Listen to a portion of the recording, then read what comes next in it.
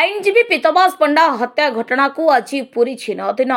ଏହି ଅବସରରେ ଆଜି ସ୍ୱର୍ଗତ ପୀତବାସଙ୍କ ବୈକୁଣ୍ଠ ନଗର ସ୍ଥିତ ବାସଭବନରେ ପହଞ୍ଚିଥିଲେ ବ୍ରହ୍ମପୁରର ପୂର୍ବତନ ସାଂସଦ ଚନ୍ଦ୍ରଶେଖର ସାହୁ ଓ ପୂର୍ବତନ ବିଧାୟକ ବିକ୍ରମ ପଣ୍ଡା।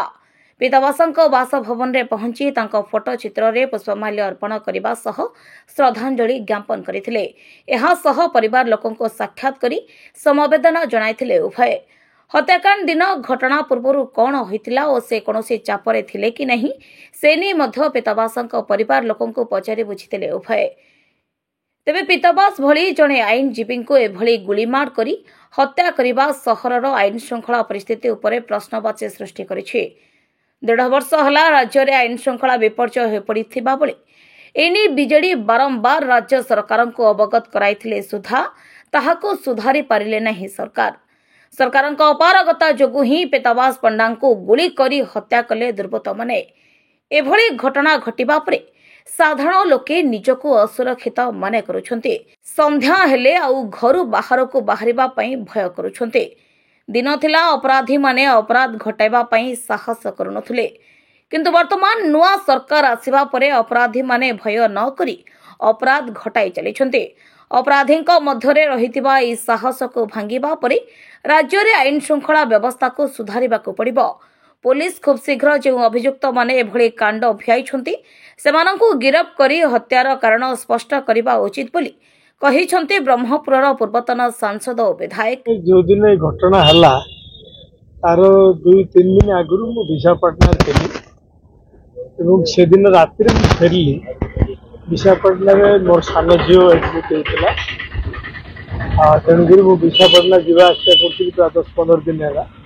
से दिन जेहेतु कुमार पूर्णिमा थी गोसाई नगर आम यात्रा थी राति प्लेस चलली एवं फेरिया पर मुझे शुणिली ये घटना घटला से घटना घटला। आपण मैंने देखुए ये जो गत वर्ष 1.5 वर्ष भितर क्राइम रेट केते बढ़ी जाइए एवं बोधे गोटे सरकार थिला बड़ी एवं शासन थिला बड़ी एवं लॉ एंड ऑर्डर थिला बड़ी बा लोक माने सुरक्षित थिला बड़ी के गोटे फील करना बर्तमान ये अवस्था है। आज मु तांकर स्त्रींकर स्टेटमेंट देखुली न्यूज पेपर बाहर जे से मुख्यमंत्री को निवेदन कर मत न्याय मिलू।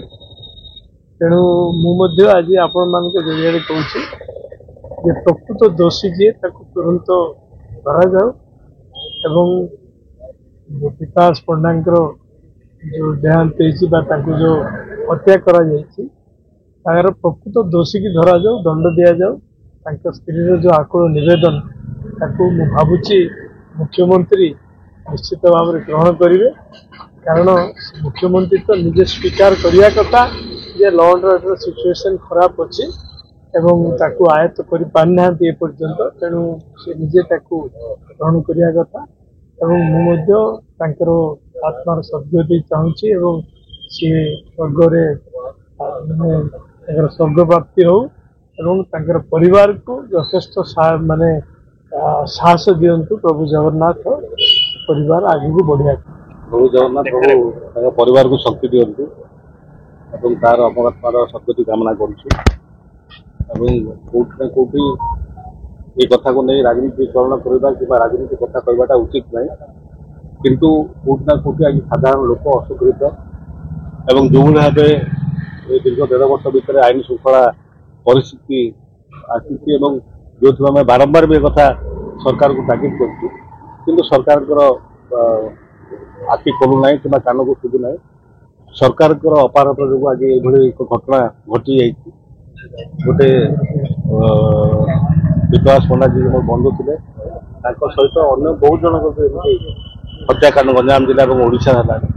अंतत पक्षे सरकार तागिद दिंतु एवं सरकार कौटी ना कौटी अपराध मान जो अपराध घटापी गोटे निर्भीक भाव में गोटे अपराध घटाऊँ से अपराधी मैंने दिन था साहस कर आज साहस कर साहस को आम दमन करने पड़ो बर्तमान एवं दोषी वरिष्ठ आईन जो हत्या करने मत पछारे अपराधी मान साहस एत बढ़ीगला से वरिष्ठ आईनजीवी गोटे बार काउंसिल मेंबर को हत्या करने पछुना राजनीतिक हत्या करने पछुना तेणु प्रथम से हत्याकार मान भर जो साहस बढ़ुଛି से साहस को भांगा पड़ो और कौटि ना कौटि सरकार टे तत्पर हो आईन श्रृंखला व्यवस्था पर ध्यान देते भल हम कारण आज साधारण लोक असुरक्षित मन कर साधारण लोक आज राजरास्ता कि रास्ता उपर आसपा भय कर राति हेले समस्त घर बाहर को न जावाई तागिद कर तेणु सरकार एप्रति दृष्टि दे कि आईन श्रृंखला परिस्थिति सुधर दोषी किभली धर दोषी किभली दंड पाइब